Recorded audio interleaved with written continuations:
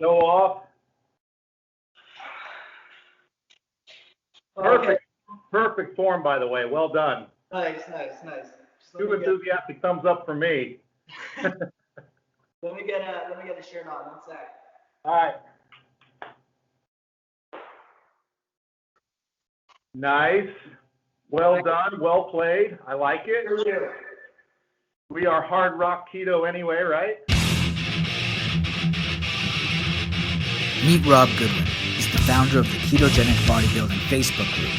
He's spent thousands of hours questioning the validity of every strength, conditioning, and nutritional protocol on the fitness landscape. Rob's most recent program, In the Trenches, can be found at kgbodybuilding.com.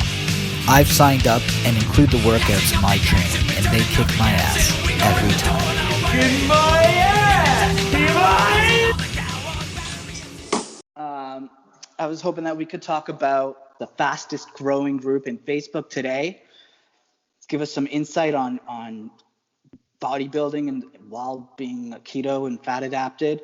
Absolutely. Where to begin? I've been doing this a long time. I would say I was, hashtag keto for probably going on a decade. And before that, I was, what I would call more primal paleo. And I kind of stumbled onto that by accident too. But all of this came out of my foray into the bodybuilding world from the early 90s. And in that era, it was just all about putting in the work, man. It was about hard work, pounding calories. We would do all those things that you heard about. We'd go in there and we'd squat until we threw up. Then we'd go do another set. We'd have busted, blood vessels in our eyeballs and bruising on our shoulders, and we'd just kill ourselves. And, I was pounding 8,000 to 10,000 calories a day, and people often don't believe that, but I did that stuff. I was that guy that would go into the GNC back in the day, and you get the Weeders Mega Mass, 5 million dog food bag full of protein powder. Yeah. 2,200 pound packing calories in every serving. Fortified with guarana, creatine, royal jelly, plus OKG. Guaranteed with hard workouts and 2,200 Pro Performance Weight Gainer. You can have a bigger body. Cast it right, only at GNC. But it's all, back then, it is what it is today. Hard training, really dialing in the nutrition, and I think we've got a lot smarter with our nutrition. And as I went through the years, I fell in love with the sport of bodybuilding, but I translated that more into the personal training aspect.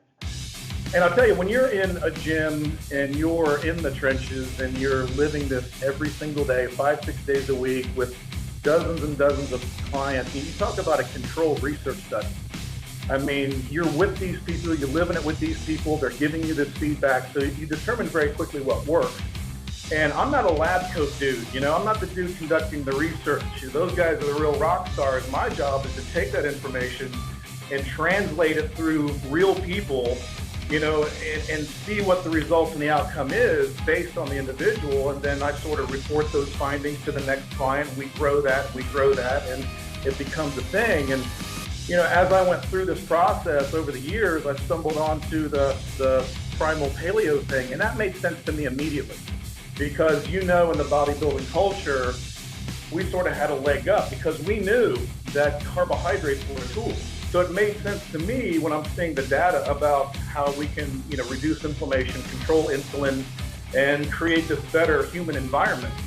And then when you start doing the research in the primal paleo thing, a pesky word kept popping up, and that was ketosis. So I investigated that further, and that made sense to me. But everybody said at that time, you can't train hard on keto. It doesn't work. It's impossible. You can't put on muscle. You can't train hard. You can't kill yourself in the gym. I kind of made it my mission to really jump back hard in the gym and not only see what I could push my physique, but then also, competing on stage with that protocol. And sort of the rest is history with that. And we've blown that mystique out of the water like a nuclear bomb. If you remember in 2016, that's when the keto thing exploded. And it became the most searched term on Google. And then it became this huge phenomenon. But the phenomenon was, it's all about fat. It's all about fat. Fat. It's all about chugging fat, drinking fat, putting sticks of butter in your coffee, and that's what it was. And We all got kind of sucked into that, but once we came to our senses and came back to what we knew was right about going through the adaptation phase, which is the first step before you take it to advanced levels, like people in the ketogenic bodybuilding group do. So ketogenic bodybuilding was sort of like the next evolution that I thought would be a tiny niche, but now we're seeing that it's this huge thing that's just growing like a weed, and I'm really, really proud of it. So now we really just want to see how far we can take this thing. I share a lot of similarities to the background of food-wise anyway. Like I came from the paleo world. Right. About 10 years ago or so, I entered the CrossFit realm, and before it went all and it made so much sense to me back then to restrict carbs and focus on protein and veggies. Just like you, over time, I kept seeing this keto thing, what's that? What is it? And it kind of fell in my lap. So it's funny how there is that pocket of people that started from paleo and kind of like morphed into keto. And I feel like the two are like pretty much like cousins. Absolutely. Yeah, absolutely. Yeah, I believe that completely. And then it just went off the rails. And, not to say that, some of the newer, the new wave of keto isn't a good thing, because the more we can bring this protocol of eating, this way of eating to the masses, the better. I'm all for it. Right. But everybody that sits down and talks to me, the very first thing I say is, hey, rule one, keto is not about high fat. It's about low carb. This is simple science. If I'm going to get you into a level of mild to moderate ketosis, which is all that's necessary, I have to do one of two things. I've either got to reduce carbohydrates substantially, or I have to starve you to death, which I don't recommend. So all I got to do is reduce your level of carbohydrates, and as a defense mechanism, your body will flip this lever and start burning stored body fat, adipose, and the result of that burning in the liver is ketones to fuel the body. I mean, you know how this works. As a result, you'll produce ATP, which was the overall goal. Oh, it's beautiful. But it never had anything to do with fat. And now we have these people out here coming to me saying, hey, I tried this keto thing. I'm eating these sticks of butter, blocks of cream cheese, and I'm pouring lard down my throat by the buckets. And I lost 10 pounds to begin with, and it kind of worked for a second, but now I've stalled, or now I'm gaining weight, I feel like shit and whatever. And it's usually a very simple fix. We kind of turn the knobs on that, and it's usually just a simple matter of reducing the fat to match their level of output, making sure they're fully fat adapted and they were compliant over that 4 to 6 week period, and then making sure that their protein level is adequate as well. And so many people have adopted this therapeutic ketogenic mentality when it's about nutritional ketosis to achieve your nutritional requirements as well as energy requirements. And it's not that hard. It's like you have on your website, meat and plants. It's not freaking hard, dude. Your rules of engagement, which you can get for free on your website, correct? kgbodybuilding.com. Okay. And we got the free report that anybody can download with 7 rules of engagement, things that you would want to do if you fit that mold of that person that's trying to reach that extreme physique. So it doesn't just apply to the super freak bodybuilder, because if you think about it, man, if you look at our group, which is nearly 3,000 members now, like that, I'd say maybe 1-2% actually compete. Right, I mean, right. It's mostly just everyday people, chugging out their lives, just trying to be the best they can around a job and kids and careers and school and spouses and whatever the hell else they're doing out there. And we've got some characters in there too. So, oh yeah, for sure. and you know all about that. But so hey, if you want to see a real shit show, join the KGB bodybuilding group. Welcome to the jungle. We got fun and games. We've taken that hybrid bodybuilding physique competitor protocol, and we've created a hybrid with a properly formulated ketogenic protocol that incorporates properly timed refeeds, which you are a pro at that.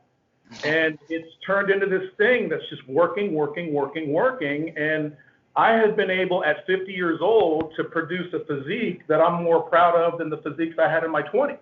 That's where a lot of people fail when they try keto and it doesn't work for them.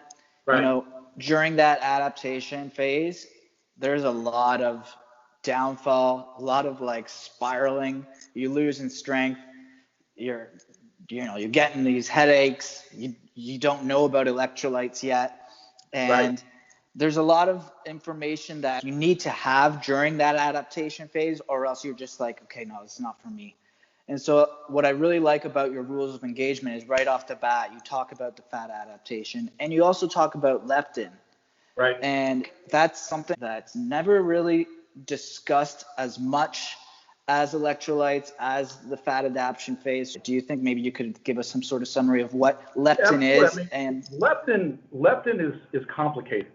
And I try to make, again, I try to explain everything like you're a 5-year-old, because that's the way I like it explained to me. But leptin is this critical energy hormone that has it has an interplay with insulin, cortisol, all these things. But basically, it's a satiety hormone. And again, if it goes too far in either direction, satiety is not controlled, hunger is not controlled, and it becomes very dysregulated. So simple, and the thing that drives me crazy is I work a lot with people in the medical profession. I have a lot of clients who are in the medical profession who freely admit, in confidence, that many in the medical profession know very little about becoming lean, about nutrition, because it's all about diagnosed to prescribe, and it's completely mind-numbing to me. So, they often admit that some of the morbidly obese people have this severe leptin resistance along with insulin resistance, and until that leptin is reset, and we do that best through a low carbohydrate diet, because fat has no, it makes no difference to leptin. It doesn't have an interplay with leptin. It doesn't stimulate the production. And again, with refeeds, as you know, even the leanest among us can have some imbalances occur hormonally, insulin, leptin, and so on. So by using carbohydrate, is that I always say carbohydrate is like that strange little wrench you have in your toolbox that fits that one damn bolt that you rarely ever need to loosen or tighten, but every once in a while you do. And if you don't have that one damn wrench, then your day is ruined because you can't fix things. Perfect. So we manipulate, carbohydrate. I'll say that, hey, we made carbohydrate our bitch. We use it in a way that is going to benefit us. We don't use, carbohydrate, the micronutrient benefit, of course, some bit of fiber. You don't need as much as you think. But we're going to use it as this cool, unique tool. Leptin is a critical hormone that needs to be balanced as well. And we do that through the reduction of carbohydrates, but also sometimes a stimulation is required, as with insulin, to be able to bring our physique to the level that we want to bring it to. Yeah, totally. Thanks for that. Let's talk about training a bit. We're getting to the good stuff now. Yeah, for sure. Would you say there's an appropriate time to train, say, twice a day while cramming tons of food versus, training 3 times a week and not getting enough calories? Like, is there an extreme bodybuilding protocol if you want to bulk up really quickly? Right, I get it. And I'm going to give my world famous answer that I give to every client that I have, and it pisses every one of them off daily, and that is, it depends. And nobody wants to hear it depends, but if I'm being truthful to you, then I'm going to tell you that there are no absolutes in any of this. And anybody that comes on the group or whatever, you're free to say pretty much whatever you want, within certain limits in that group. But if you tell me that everything is an absolutism, I'm going to stop you dead in your tracks, because it varies for the individual. And me working with thousands and thousands of people in the trenches for 24 years, I've proven that time and again. So what works for you may not work for me, and et cetera. But what I found is, and again, it's no secret that if you read my material, I say it over and over again, this is a hybrid bodybuilding ketogenic protocol. And for me, muscular hypertrophy is the key. Hypertrophy requires a steady influx of nutrients, number one. And it also takes you having to push the muscle to the point of momentary muscular failure. But it also requires that you incorporate high intensity techniques and kind of shake things up throughout each workout. And I think the volume approach kind of applies. People say, well, do you like high volume, lower intensity, or do you like high intensity, low volume? And I would say, well, yeah, I do. I like them both. Because I literally put both into my workouts. You know, one of my favorite bodybuilders of all time was Dorian Yates. Because when I got into bodybuilding, he had just became the reigning Mr. Olympia. And when you read stories about him, there's no internet then, so you're just reading these cool stories in the magazines. You know, he was the antithesis of the California sunbathing, riding around in your Corvette bodybuilder picking up babes. But what he did is he took that high intensity protocol that Menser and Arthur Jones made so popular, but he made it his own, which is kind of what I did. So he would work up a moderate, you know, maybe 60 to 70% of 1 rep max in a set, do it again, get a little bit of volume in there, and then on that 3rd, 4th, or 5th set, go to the point of total death. I'll do your traditional, let's say bench press. I'll do 4 or 5 sets of bench press at maybe 60 to 75% of my 1 rep max, and then on that last heavy set, I'm going to push it to the point of death. And I'd better have a meathead on this side of the bar and a meathead on this side of the bar, or else I'm going to die that day, because I'm going to get that thing up if it kills me. And then we finish that last to the death rep. And then what we may do after that is we may go through like a 100 rep set rest pause to create that uber intensity. And even on high rep sets, this is something that I pound into everybody's head. This is a big tip for me. Failure to me, reaching that point of muscular failure, is even more important on high rep sets. I don't believe in this. Let's crank out 100 tricep press downs and it's burning a little bit. You get the pump. Everybody's chasing the pump, which really doesn't mean shit. But you know, for me, if I'm doing a set of tricep press downs, I'll do it in a rest pause. I'll set a weight that I might be able to get 15 or 20. And then what I'll do is I'll set the criteria and I'll get one of my training partners to make sure that I stick with that. So basically, I do 15 or 20, my triceps are cooked, and I stop. I take 5 breaths, and then I pick the weight back up again. And not 6 breaths, not 7, but 5. And if I don't start pushing that weight at 5 breaths, my workout partners smack me in the head and say, let's go. So it's this uber intensity working through those 100 reps. So it's almost like doing 4 or 5 sets. Wow. You set this criteria of, I'm only going to take 5 breaths or 4 breaths or whatever, and I'm going to take this to the nth degree of intensity.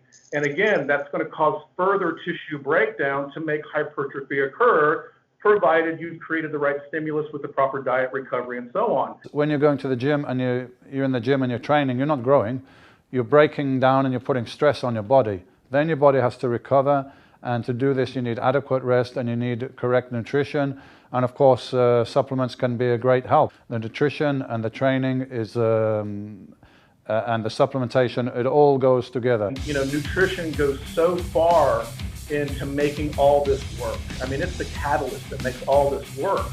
So by having so much attention put into your nutrition protocol, which we do, it makes all the difference in the world. There's nothing I hate more than a dirty bulk.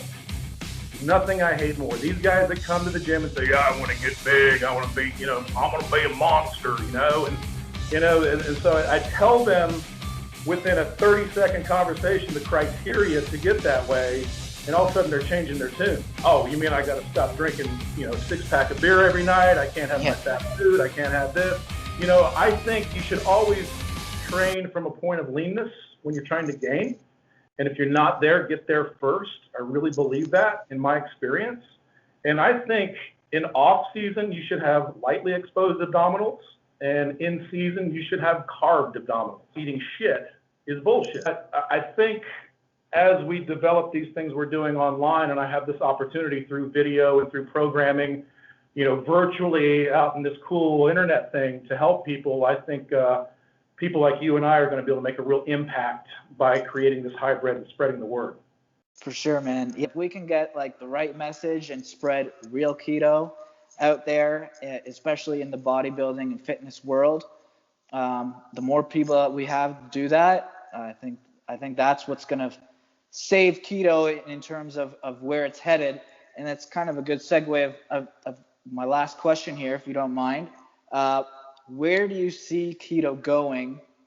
And do you think it's great that it's become explosively popular, or do you think because of like, the internet and so many keto gurus out there spreading these wrong messages that it's just gonna die? I don't think it's going to die, because I think in the world of nutrition, and again, being a personal trainer and a coach for 24 years, I've seen every fad diet, everything that's come down the road for 24 years. I've never seen anything that had the staying power that paleo did. I really think real keto is more ancestral than paleo. I really do. Because I alluded to it earlier, when I was doing my research in paleo primal, you saw that our ancestors were lucky to eat once a day, and they had to have the strength and the body and the means to be able to navigate a harsh terrain in order to bring back food. And at that time, the goal was fatty meat. So they would risk life and limb trying to kill something that very well could kill them back, and take this massive risk to bring back the most nutrient-dense food on the planet, fatty meat, to their families with the organ meats and the bone and the marrow and all these things. So they would reach a level of nutritional ketosis to be able to burn their reservoir body fat, produce these ketones to fuel their bodies to go off on these rigorous hunts, to go out there in a harsh terrain and kill these animals. They didn't have the benefit of technology where we can take advantage of being able to eat frequently and put the nutrients in our body and manipulate our body through some technology. Our ancestors didn't have that option. And I really think ketosis is what drove them. I think our Paleolithic ancestors were far more driven by ketosis than they were by tubers, okay? Yeah. It was even Mark Sisson, who I greatly admire, who was one of the first people I read coming into primal and paleo back in the early 2000s. He put it very clearly, body fat is bad. You don't need a lot. And even Mark has really, jumped into the keto pool as well. And we know this, and we know that he's tapping resources from some people that we greatly admire. So I just take that information and sort of apply it to my clients in the trenches. And we always see a positive result when we dial that fat back a little, when we up that protein a little, when we really turn the knobs on your macros, when we hit the proper caloric ceiling. Oh, whoops. Did you know that calories still freaking matter? Yes, they do. And I know you know this. Yeah, I think it's a great thing that it's so popular. I see it going very, very long term. I mean, it is a lifestyle. We know this. We're not trying to be, just a catchphrase here, but it truly is a lifestyle. And there's so many people getting such amazing results from this once they seek the right professionals to help them through this. 100%. But I think the groundswell and the power of the internet and everything is just going to keep it moving forward, and we're going to kind of weed out of those false gurus, and I think it'll kind of take care of itself. I really do. Perfect. Well, Rob, thank you so much for your time, man. Oh, man, I could do this all day. Yeah, I know. For sure. I'm gonna go I appreciate everything you do in the group. Thank you so much for your contributions. You help keep that thing glued together. You really do. And we've got a phenomenal group of people in there, and I really see this going places. We're going to take over the world, man. And right you're going to be the new face. You're the man. Nice. Thank you, brother. I appreciate it. For sure. You have a good one. Have a great weekend, man.